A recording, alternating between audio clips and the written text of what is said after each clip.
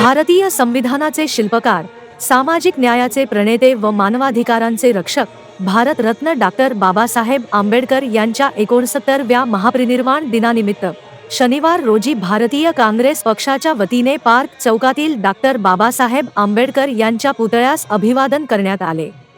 या प्रसंगी भारतीय काँग्रेस पक्षाचे राष्ट्रीय अध्यक्ष MD शेख यांच्या हस्ते बाबासाहेबांच्या प्रतिमेस पुष्पहार अर्पण करून अभिवादन करण्यात आले।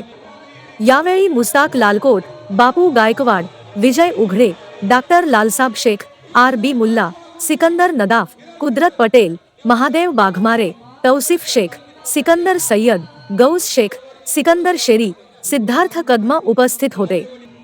ब्युरो रिपोर्ट जमजम न्यूज इंडिया। आज भारतरत्न महामानव डॉक्टर बाबासाहेब आंबेडकर यांचं 69वा महापरिनिर्वाण दिन आहे।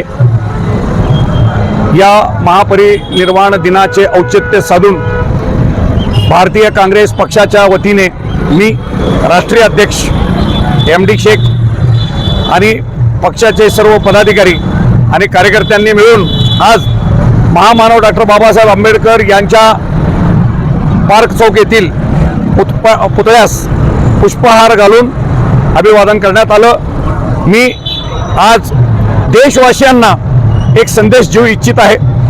भारत देशामध्ये डॉक्टर बाबासाहेब आंबेडकर यांनी लिहिलेली घटना, या घटनेचा सगळ्यांनी वाचन करून जर आपण अंमलबजावणी केली तर भारत देश अति प्रगतीपथावर राहील। इतकंच मी सर्वांना एक आवाहन करू इच्छित आहे। जय हिंद, जय महाराष्ट्र।